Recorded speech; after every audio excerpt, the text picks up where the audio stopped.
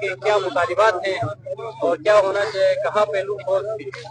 ہمارے بڑے سمپل مطالبات ہیں جی کہ حق کی جیت ہو.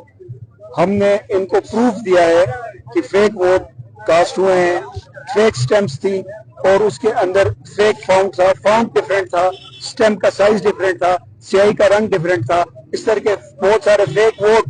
کیونکہ جے پور اسٹیشن میں کل میں خود گیا تھا، میں نے اس سے پہلے انتظامیہ کو بڑی ریکویسٹ کی کہ جے پور میں یہ معاملات ہو رہے ہیں، کسی نے کوئی انٹرسٹ نہیں لیا. جب ہم خود گئے، ہم نے خود جب نکال کے دیکھا تو وہاں کا ریٹرننگ آفیسر بھی مان گیا کہ یہ فیک ووٹس ہیں. اور اس طرح انہوں نے کوئی 168 ووٹ الگ کیے اور ان کو ڈکلیئر کر دیا کہ یہ فیک ہے. ہماری ڈیمانڈ یہ ہے کہ سیم فیک ووٹ پوری کانسٹیٹوئنسی میں ڈفرینٹ پولنگ اسٹیشنز میں یوز ہوئے ہیں تو ان فیک ووٹوں کی فرانسک رپورٹنگ ہو اور اس کے بعد یہاں کا ریزلٹ شائع کیا جائے. جو بھی نمائندہ حق پہ ہو ہم اس کے ساتھ کھڑے ہیں، استور کی ترقی کے لیے، استور کی فلاح کے لیے.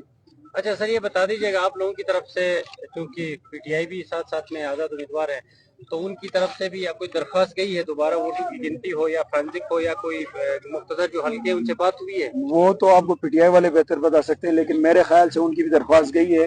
میرے سے پہلے ان کی بھی کوئی ریلی آ رہی تھی اور ان کا بھی یہی مدعا تھا کہ جو سیم مدعا تھے، جو جھوٹ ہے وہ کہیں چھپتا نہیں اور چور کبھی بہادر نہیں ہوتا. تو جھوٹ ایک پولنگ اسٹیشن میں آیا ہوا ہے، جھوٹ G B L A 13 Astore 1 کے تمام پولنگ اسٹیشن میں آیا ہو جائے گا.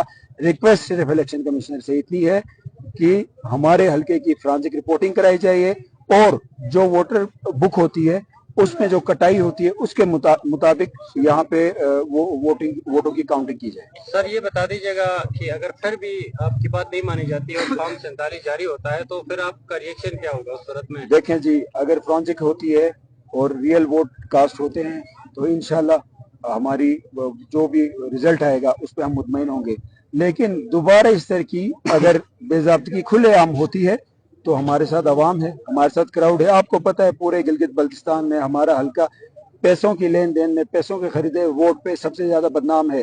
لیکن میرے ساتھ جو عوام ہے وہ ساری باشعور عوام ہے جن کے اوپر کوئی 1 روپے کا بھی پیسہ پروف نہیں کر سکتا. وہ سارے اپنی غیرت کے ساتھ میرے ساتھ کھڑے ہیں. جب بندہ غیرت کے ساتھ کھڑا ہو وہ میری ہر کال پہ آئے گا، وہ میری ہر جلوس پہ آئے گا، وہ میری ہر اسپیچ پہ آئے گا. Thank you. بہت شکریہ.